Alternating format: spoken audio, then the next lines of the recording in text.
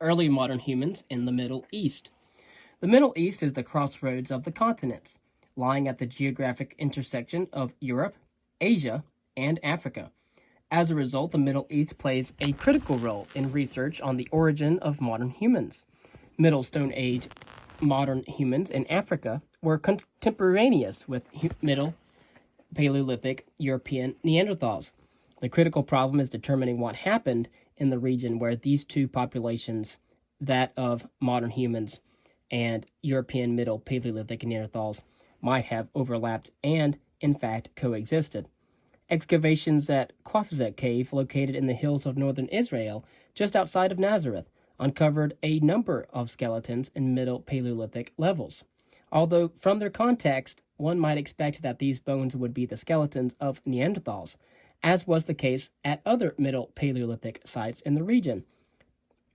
The Qafzeh skeletons are modern humans. However, a similar discovery was made at Skull Cave on the Mediterranean coast. The Skull and Qafzeh discoveries raise several critical questions.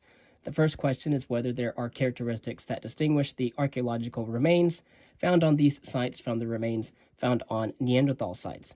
The second question is what is the chronological relationship between Neanderthals and modern humans? Concerning the archaeological record, surprisingly, there is little that distinguishes the archaeological material found at Qafzeh and Skull from the remains found on Neanderthal sites in the Middle East. Sites such as Kabara Cave, Tabun Cave, and Amud Cave in Israel, Shanidar Cave in Iraq, and Dediria Cave in Syria, both Neanderthals and modern humans made stone tools typical of the Middle Paleolithic, often using the Lavoie method. Neither group produced bone tools or very much in the way of art. The only exception is a piece of flint with an incised pattern found at Qafzeh Cave. Both groups buried their dead in shallow pits with little in the way of burial goods. The discovery of a deer maxilla with the Neanderthal child at Amud has been paralleled by the placement of a deer antler in a burial of a modern human at Qafzeh, and a boar jaw found with a modern human buried at Skull. Both groups lived in small sites where evidence indicates the extensive use of fire.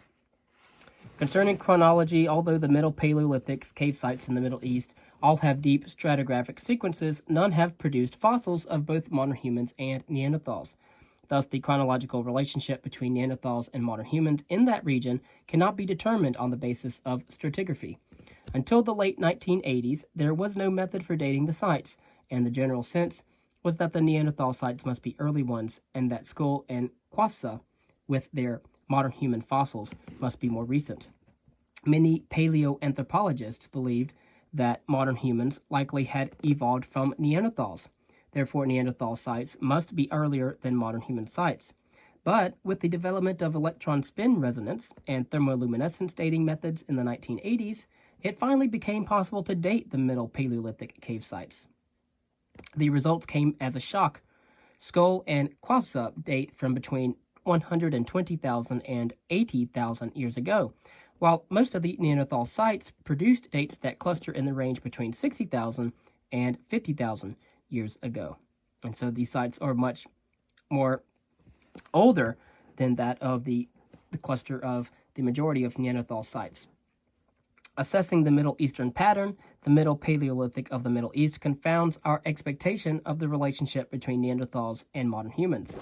There is no obvious difference, in fact, in the behavior and technology of modern humans and Neanderthals living in the Middle East during the period between oxygen isotope stage 5 and 3. As far as the current state of our knowledge goes, all that separates the behavior of these two species during that period is a single incised piece of flint. But what is even more puzzling is that the fossils of modern humans are actually older than those of Neanderthals, and so they both had a common ancestor.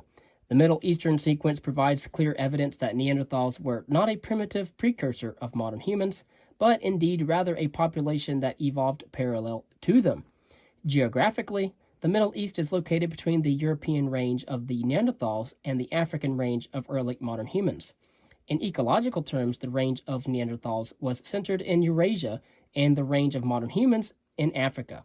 In periods when the Neanderthal range expanded, Neanderthal remains are found in the Middle East. When the modern human range expanded out of Africa, fossils of modern humans are found in the Middle East. There is no evidence that the modern human range expanded into Europe earlier than 60,000 years ago. However, around 40,000 years ago, Neanderthals became extinct in the Middle East as part of a process that swept modern humans into Europe.